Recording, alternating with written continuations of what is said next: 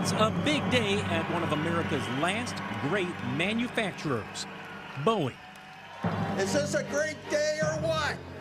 Today, the most daring, anticipated, and scrutinized airplane in commercial aviation history, the Boeing 787 Dreamliner, is finally being delivered. We made it. We made it. Thank you for waiting for this day. This long-awaited milestone comes after nearly a decade of development, billions of dollars in overruns, and 3 years of agonizing delays. No wonder Boeing executives look relieved. There is no amount of rain in the world that can make this not the most fun day of the year. This is going to be an airplane that's going to change the world. Boeing promised a lot with the 787, from cutting-edge technology to comfort to industry-leading fuel economy.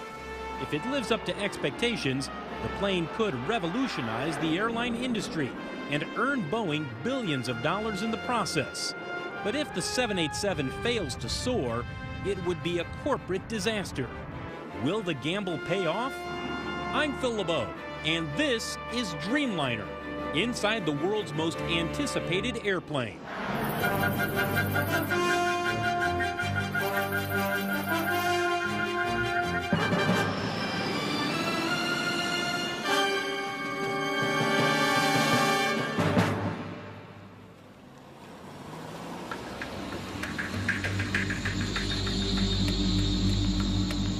It's close to midnight, and Boeing workers are scrambling to bring another 787 together. Do you have some wire cutters on you? Come on forward.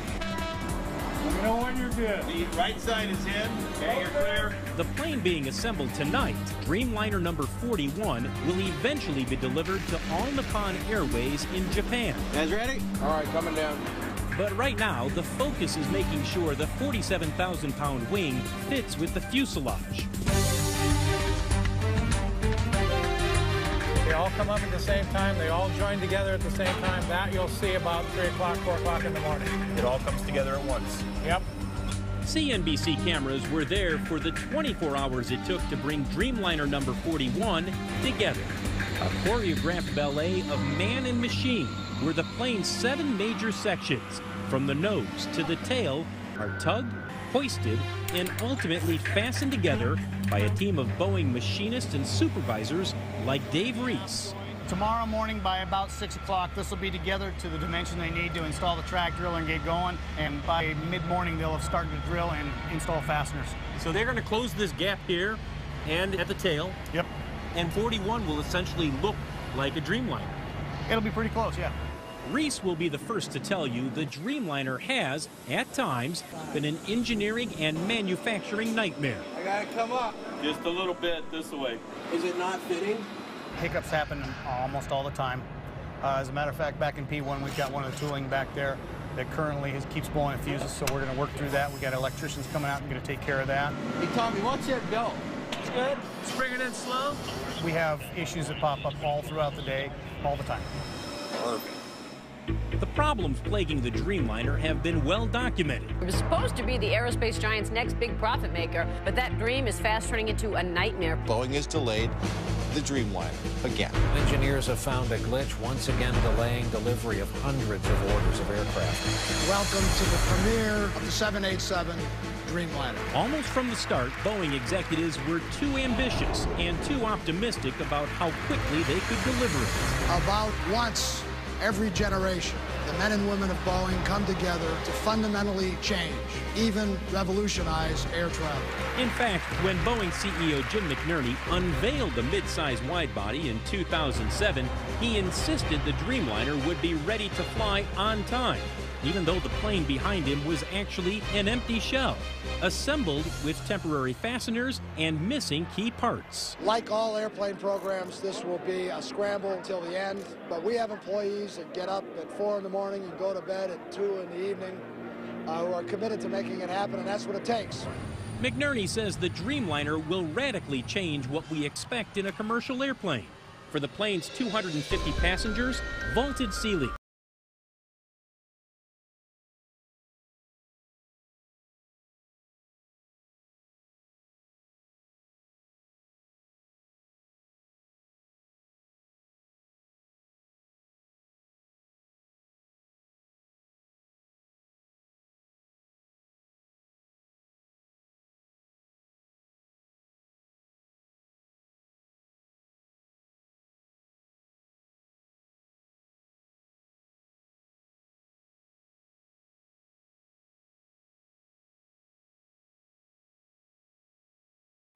Is 20% the difference between profitability and losing money for some airlines? Absolutely. If you're an airline that depends on these mid-size wide bodies, it can make all the difference. But the promise of the 787 has been overshadowed by a maddening series of delays. Keep going, you got a long ways to go. For decades, Boeing has built most of its planes in the Seattle area, but not the Dreamliner. To save money and share some of the financial risk, Boeing decided to outsource nearly 70% of the plane's production to a virtual United Nations of partner suppliers. From Italy, Japan, Korea, the UK, France, and other countries.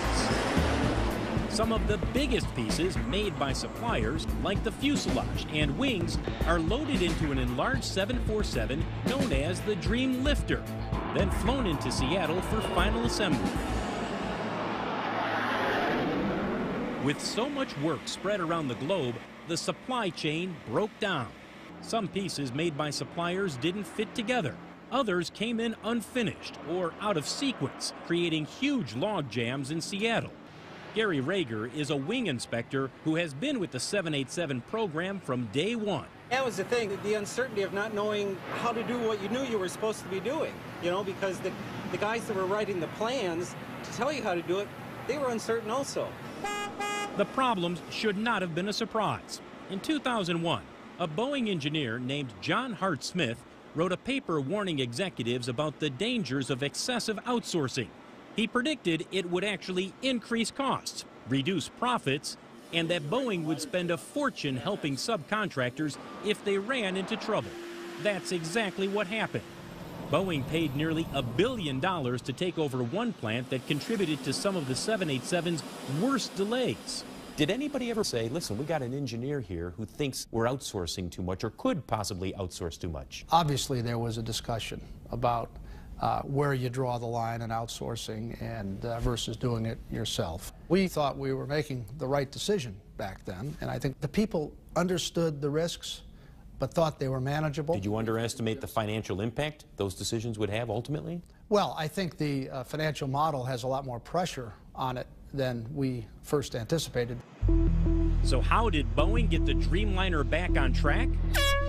In large part, it was due to this man, Pat Shanahan. A year ago, we were disassembling the horizontal to do some engineering rework.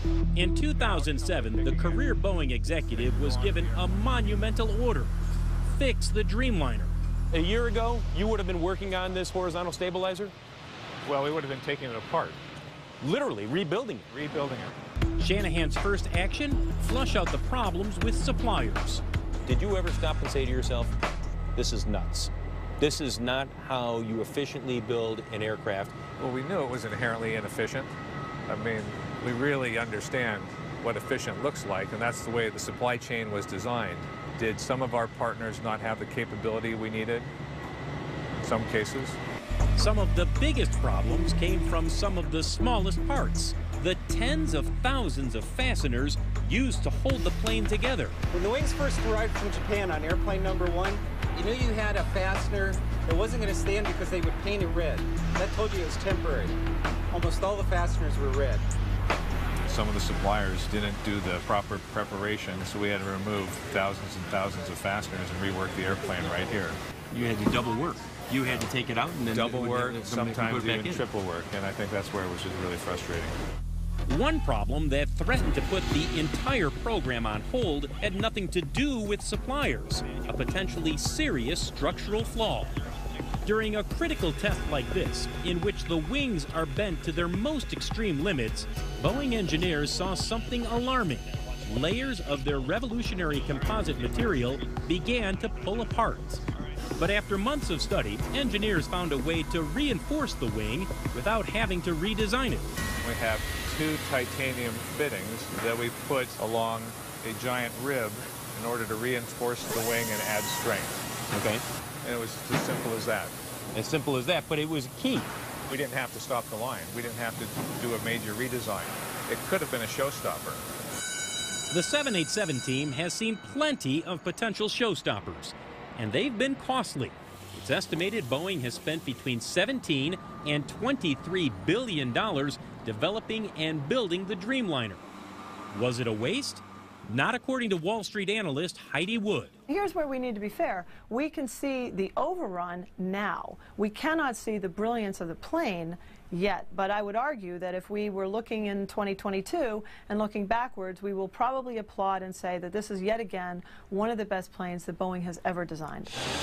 So far, 56 customers have ordered more than 800 Dreamliners, the most successful launch of a new commercial plane in Boeing history, and a leg up on its chief rival, Airbus.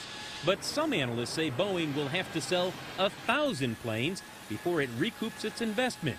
Still, Wood insists the 787 will prove to be a lucrative plane for decades to come. The 787 is without a doubt going to be a game changer. Every airline quickly realized what happens if their competitors are flying the 787, what is going to happen to their passengers. That is why there was such a thundering demand for the plane, and it was like dominoes. I know it's raining, but is this cool or what? Boeing executives can smile now. The new plane is finally going into service. But it may be years before Boeing knows if the 787 is a Dreamliner come true.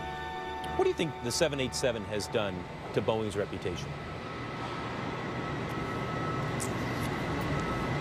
Well, it's hurt our reputation, and I think that's the frustrating part about this project. You know, now we have to demonstrate we can build and deliver the airplanes and support them as promised, but it's set us back. Setbacks that don't end with the first flight. Up next, battling public perception. Can one plane really change the way we feel about flying? The airline don't care nothing about you. Lost my luggage. No one's helping me. It's a complete disaster. What the Dreamliner may mean for you when we come back.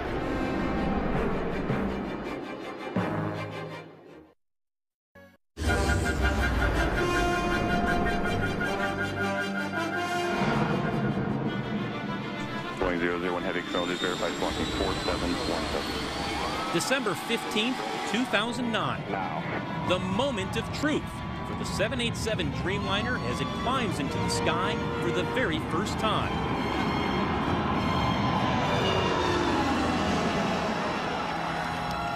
The day is overcast, but the maiden flight is picture perfect to Boeing executives. To see that thing move along was just exciting. And then when it lifted off, it was just fantastic. This is the first of more than 1,000 test flights for the Dreamliner. For the next 20 months, a fleet of 6 will be put through a grueling menu of abuse. From dragging the tail on the ground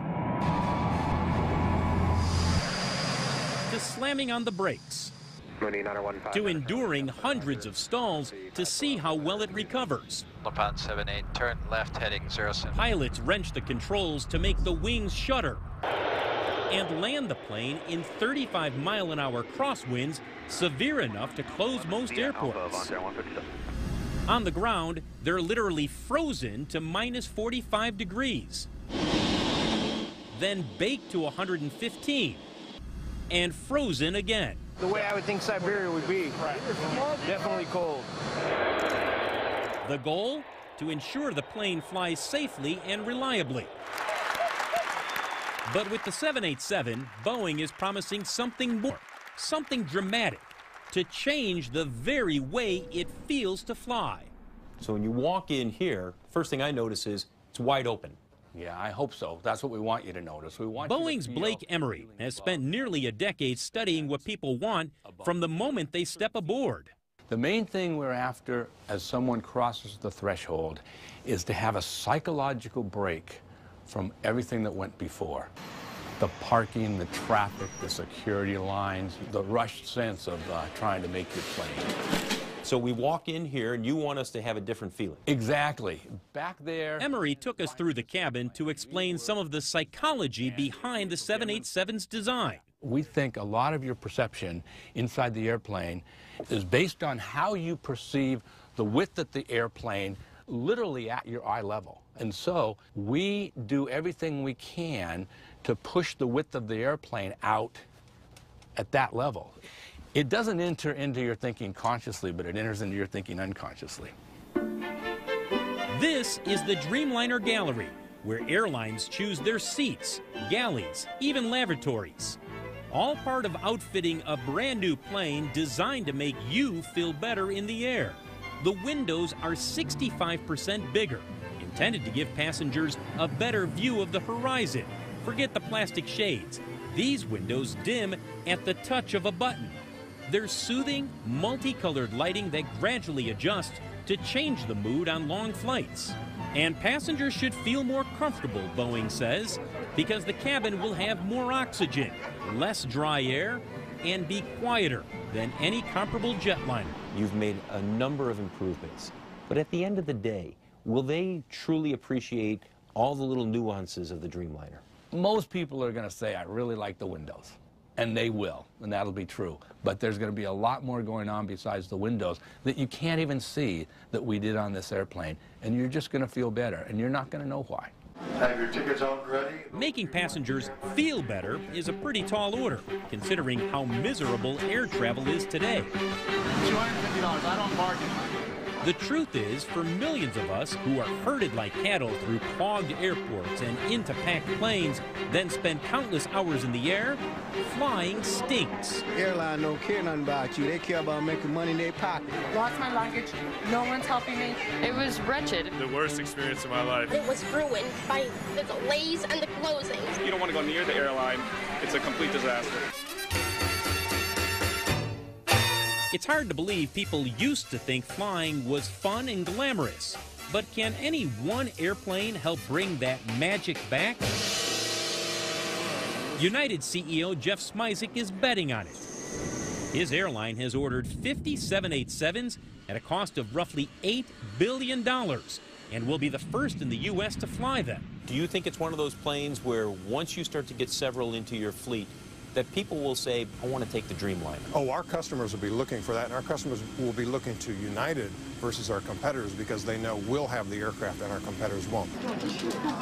Smisek believes passengers will appreciate the 787's innovations, but only if they get good service.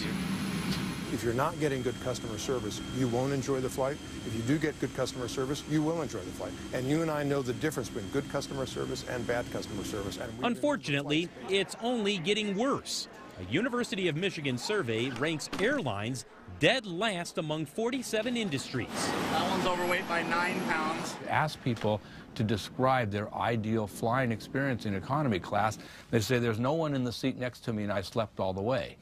So you finally realize, oh, I get it. People don't want to experience your product at all. So the strategic decision it gives you is, do you just figure out how to have people sleep? Do you just figure out what gas to pump into the cabin so you knock them out and wake them up like a dentist, you know, when they're at their destination? So when something goes wrong, that's when things hit the fan. Aviation consultant Michael Boyd blames it all on the airlines. We are in a system that has a lot of rules.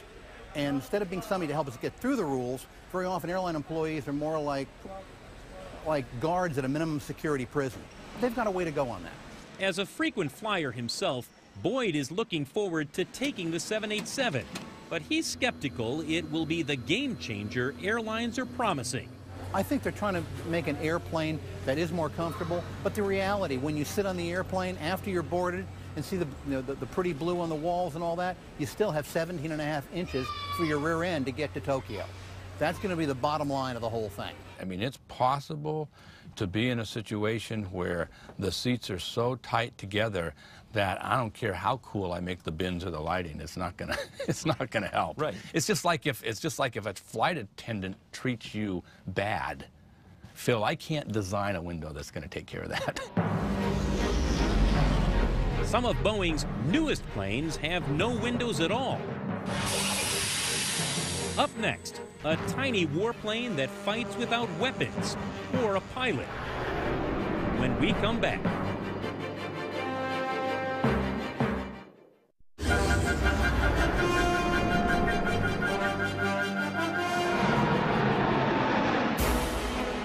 It happens every 3 seconds. A Boeing plane takes off somewhere in the world. At any given moment, nearly 500,000 people are flying in one. But there's another Boeing plane that doesn't carry a single passenger. The Scan Eagle weighs less than a packed suitcase, costs roughly $100 grand, and is the new darling of Boeing's $32 billion a year defense division. Some of Boeing's most important defense research is done here in Oregon's Columbia River Gorge, home to a free-spirited defense contractor named Charlie Guthrie. Harebrained ideas come from all corners of the company, and many of those really pan out. Guthrie is Chief Technology Officer at In Situ, the Boeing subsidiary that makes the Scan Eagle. Okay, so commonality, interchangeability, and he spent most of his career developing weapons, but the Scan Eagle doesn't carry any. It's a drone, what the military calls an unmanned aerial vehicle, or UAV. Undetectable at 2,000 feet, it uses video and thermal imaging to track enemy movements and pinpoint weapons they've just used, all while staying aloft for 24 hours at a time. The Scan Eagle, at virtually moments' notices, it can be launched, it can get out to the area that it needs to be. The folks on the ground don't know it's there, so they don't change what they're doing. Guthrie took us to Oregon's high desert to fly Boeing's tiny eye in the sky. Setting it up takes literally a minute. No tools required, just the tug of a cord. 3, 2, 1. Wow, look at that. The robotic bird is controlled from a mobile command unit as it patrols the sky above us. It's been about 3 minutes since we launched the Scan Eagle, and I can't see it anywhere. And I can't even hear it. But one thing is for sure, the Scan Eagle can see me. The Scan Eagle sees a lot. At any given time, there are nearly 24 of them over hotspots like Iraq, Afghanistan, and Libya. U.S. Navy SEALs used it to help rescue Captain Richard Phillips from Somali pirates in 2009. Thanks, guys. Thank you very much. When you saw that mission take place and you realized the role that Scan Eagle played, what did you think? It was a quiet acknowledgement around the company, and we knew we couldn't talk about it a lot until we were given permission to. And then when you heard that it played out successfully? Oh, it was a celebration here. Boeing has helped the U.S. wage war for nearly a century. B-17s helped cripple Nazi Germany.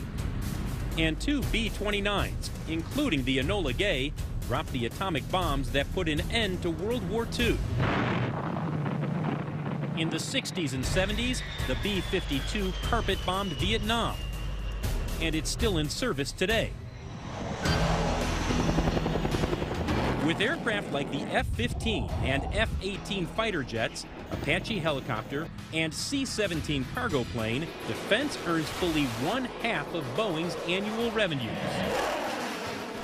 While the bottom line has soared, the company's reputation has taken some big hits. 100 air refueling tankers from Boeing, as a growing scandal over that deal has led to the firing of 2 top Boeing officials. In the late 90s and early 2000s, Boeing's defense division was embroiled in several scandals, all in an attempt to gain financial advantage in major government contracts. It has been the worst, sleaziest ripoff of the taxpayers that I have ever seen in my 21 years here. Nick Schwellenbach is with the Project on Government Oversight, a nonprofit watchdog group. The common theme here is ethical shortcuts, not doing the right thing to get a leg up over your competitors. Like the infamous scandal of 2003, when Boeing won a $20 billion contract to replace Air Force refueling tankers. One of Boeing's top executives essentially bribed one of the Air Force's top procurement officials to steer a large contract their way in exchange for a job with Boeing. A crime that ended with the Air Force official and Boeing CFO in jail. At a high level within the company, there was a message that came down. It's okay to do things without a sense of fair play. And they got busted, in a hardcore way. Jim McNerney, CEO since 2005, doesn't deny there were scandals, but he says those days are history. You've been on the board since 2001. You've seen the scandals that have happened. What went wrong? I think people didn't know what the rules were. Now, that's no excuse. And I think that there were some historical ways of behaving that were no longer tolerated in the world that we all found ourselves in 2000, 2001. When I ended up taking over the company, I think the single most important thing on my mind was to make it absolutely clear what behaviors are tolerated and what aren't. Since McNerney took over, Boeing has had no major ethics scandals. And in early 2011, the company won the Air Force tanker contract with a new bid that withstood harsh scrutiny. Welcome news in an era that promises shrinking defense budgets. To face that challenge, Boeing is developing new drones in its secretive St. Louis facility called Phantom Works. There's the Phantom Ray, an unmanned stealth fighter, and the Phantom Eye, a spy plane designed to cruise for 4 days at 65,000 feet. Like the Scan Eagle, they're meant to give Boeing's defense division a lift with new, sometimes unorthodox ideas. Do you have a crazy idea in the past that at the time you thought, that's ridiculous, that'll never work? Probably the first one, and still one of the most important for the company, is the way we picked the airplane out of the air on a rope. When I first saw that, I thought, this will never work. But it does. The Scan Eagle can be retrieved without a runway, a low-tech breakthrough that makes Guthrie grin. You've seen a lot of things in your career at Boeing, but you get a smile watching this. I've spent the majority of my career trying to figure out how to blow stuff up. Did pretty good at it, and this is a whole different career, a whole different look at things, and figuring out how to save lives and guard our troops. Up next, after years of delay, the 787 is finally ready for its debut. Welcome to Japan! But are the airlines? Yeah, I'm seeing a little oil right there. Scrambling to welcome the Dreamliner when we return.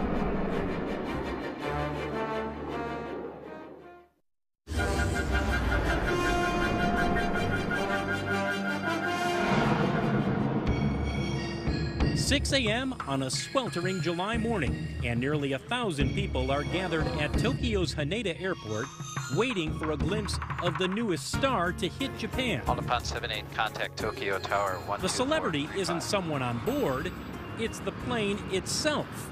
The all-new Boeing 787 Dreamliner, arriving in Japan for the very first time. Welcome to Japan! At the controls, a veteran captain named Masayuki Ishii, who can't believe the crowd waiting for him. After landing, I saw so many people taking a picture for us. I was really touched. I was really moved. This must be a once in my life experience. The scene repeats across Japan, in cities like Osaka and Nagoya. Wherever the plane lands, hundreds cram rooftops and line fences, waiting for hours to greet the new plane. When I grow up, I want to be a pilot. But the Dreamliner isn't here just for show. The plane, at this point still experimental, is here for a week-long, 24-hour-a-day dress rehearsal. All Nippon Airways, or ANA, is the first customer in line waiting to receive the 787. And this is its first chance to put the plane through its paces before Boeing hands over the keys. During this exhaustive tour, ANA will fly in and out of airports around the country and practice servicing the plane around the clock. As Boeing mechanics and engineers share their know-how with the plane's future owners. See, they've already fixed it. You see how this is?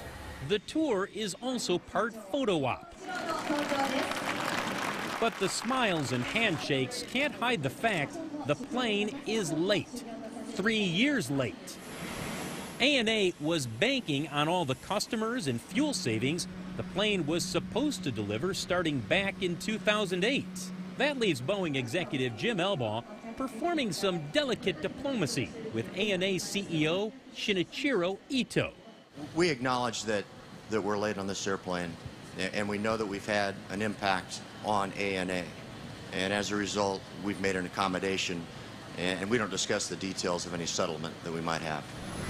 Back in 2004, ANA wasn't even sure it wanted the 787. It questioned whether a plane made primarily out of carbon fiber composite could withstand the daily beating. Boeing sales director Joe McAleer recalls an alarming conversation with ANA's chief engineer. He was concerned about what we call ramp rash in the industry, the interaction between baggage carts and catering trucks and sides of airplanes. His main concern was whether the airlines would be able to detect and repair these small dings and dents.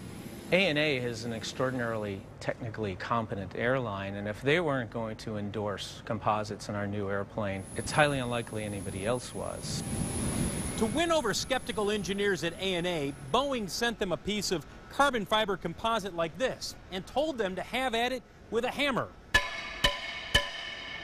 After repeated attempts, they couldn't even make a dent. It's official.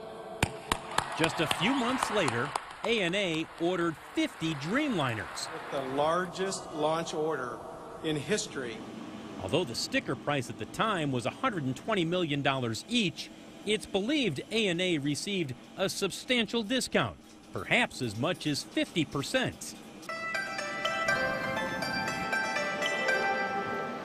In a way, the 787's arrival in Japan is a homecoming.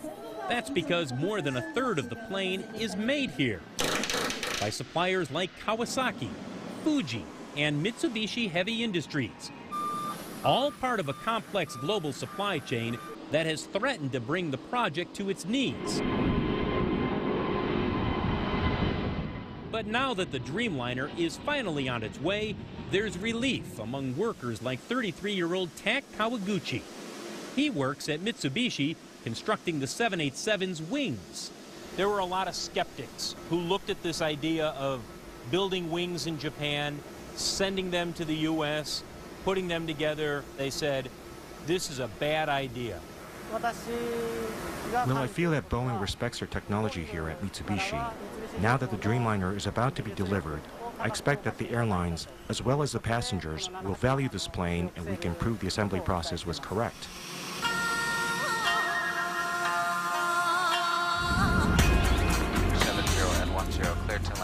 Days later at Nagoya Airport, Kawaguchi and hundreds of his co-workers get a chance to see the Dreamliner up close for the very first time. It's a moment Kawaguchi's waited years for. And when he finally sees it, he's blown away. Like a proud parent, he delights in every detail, even the lavatory.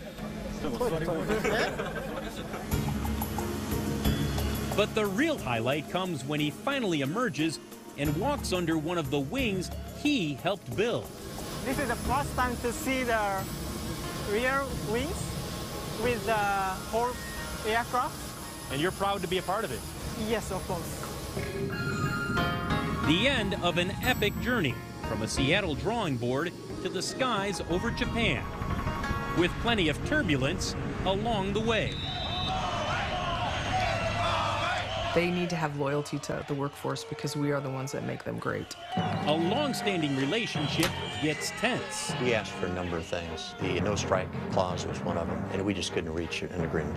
And workers lose sleep over jobs. We can shut this company down! When Dreamliner returns.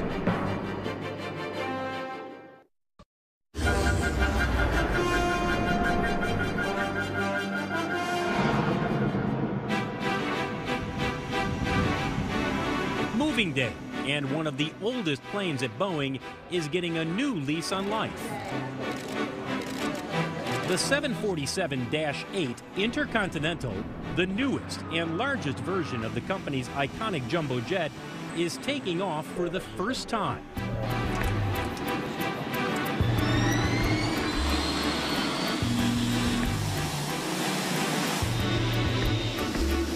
The day is especially sweet for this man, a 90-year-old retired Boeing engineer named Joe Sutter. He was the chief designer of the original 747. Somebody would have told you way back when, 40 years ago, that you'd be out here on a day like this. It's a little hard to imagine a program would last this long, but it started out right and to fit the market, and it still fits the market. Okay, L190, runway 24 right, taxi, route 1. The 747 shows what Boeing excels at. Not just designing planes, but reinventing them. Keeping older models like the 747 modern and profitable.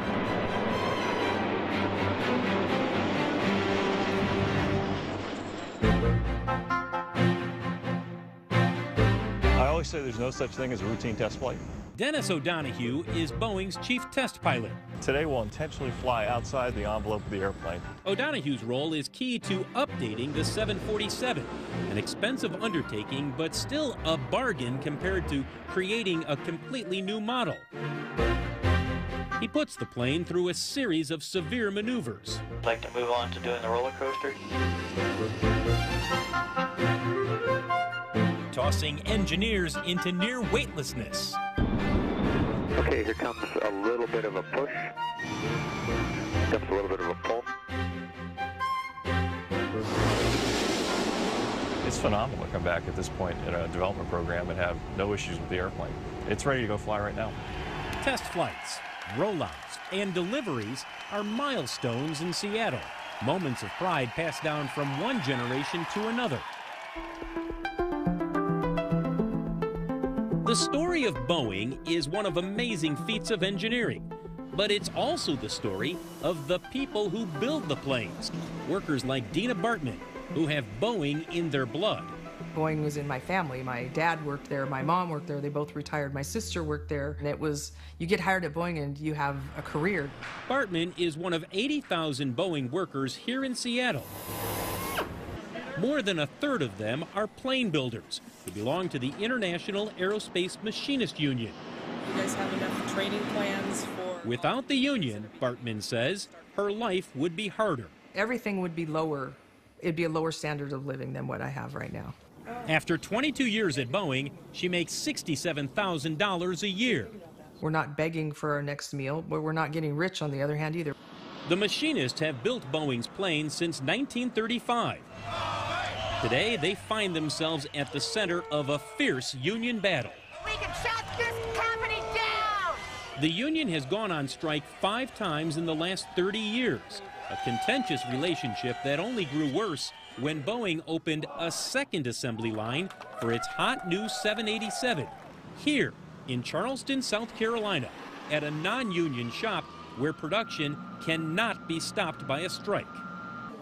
In 2010, Jim Elbaugh, president of Boeing Commercial Airplanes, said the company decided not to build the additional plant in Washington due to concerns over union troubles, a statement that has come back to haunt him. The overriding factor was not the business climate, and it was not the wages we're paying people today. It was that we can't afford to have a work stoppage, every 3 years. Now that and other statements are at the heart of a government complaint that Boeing has violated federal law. Catherine Fisk is a professor at the University of California at Irvine Law School. When a company transfers work or decides to expand production in one location rather than in another, and does it to discriminate against the employees who supported the union, that's illegal. Did Boeing open the 787 plant in Charleston to strike back against the union in Seattle? The National Labor Relations Board thinks so. It wants the company to shut that line and move those jobs back to Washington State. But that demand has sparked a furious backlash from the right. Has America gone nuts? This complaint is a dangerous road to go down. It's an attack on states that work hard. Boeing has called the NLRB case frivolous, and Elbaugh is standing his ground. Being a supplier that our customers can count on to deliver the airplanes and not have repeated work stoppages was something that I said, and I'll say it again. So you don't regret saying that? No. Union officials told CNBC they offered Boeing labor peace through the year 2020, but they say Boeing walked away from the table. When we talk with the machinists, one of the things they say is, listen, we told them we'll guarantee that there's not going to be a work stoppage for 10 years, and Boeing said that wasn't good enough. Is that true? Well, we have a little difference of opinion on that one. We asked for a number of things. The no strike clause was one of them, and we just couldn't reach an agreement. For workers like Dina Bartman, the real fear is Boeing will gradually move more and more production out of Seattle. You don't feel secure anymore because you're slowly watching your job be taken away, things being outsourced to other places that it should be staying here. I think everybody's afraid every day of losing their job. Job security is also a concern in Charleston, where workers consider Boeing an economic godsend. 2 years ago, Kia Johnson was out of work. I applied for Boeing, of course, because Boeing was the next big thing for Charleston and South Carolina, as well as the economy took a turn for the worse. Now, she's one of the 1,000 employees here counting on a future at Boeing. I just was trying to make sure I had a job, stability for my family.